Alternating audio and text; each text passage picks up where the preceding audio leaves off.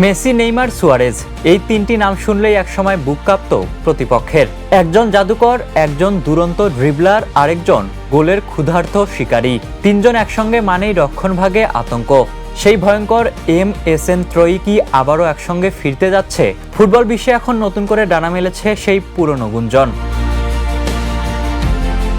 2014 থেকে 2017 বার্সেলোনায় ইউরোপ কাঁপিয়েছিল এই তিন মহাতারকা। একসঙ্গে জিতেছেন 9টি ট্রফি, যার মধ্যে ছিল একটি চ্যাম্পিয়ন্স লিগ ও 2টি লা লিগা।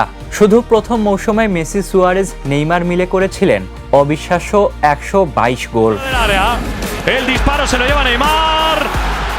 কিন্তু 2017 সালে নেইমারের রেকর্ড ট্রান্সফারে PS জিতে যাওয়ার পর ভেঙে যায় সেই স্বপ্নের ত্রয়ী। এরপর অনেক বছর কেটে গেছে।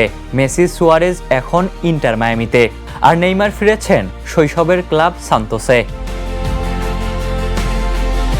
তবে সান্তোসের সঙ্গে 2026 সালের শেষ পর্যন্ত চুক্তি থাকলেও নেইমারের ভবিষ্যৎ নিয়ে তৈরি হয়েছে নতুন আলোচনা। 2027 সালে মায়ামিতে যাওয়ার সম্ভাবনা নিয়ে চলছে গুঞ্জন। যদিও চুক্তি এখনো হয়নি, তবুও প্রশ্ন থেকেই যাচ্ছে, MSN কি আবারও ফিরবে?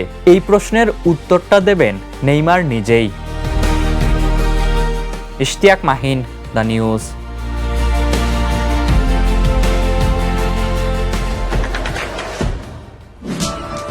দেশে দেশে সবার সাথে দ্য নিউজ।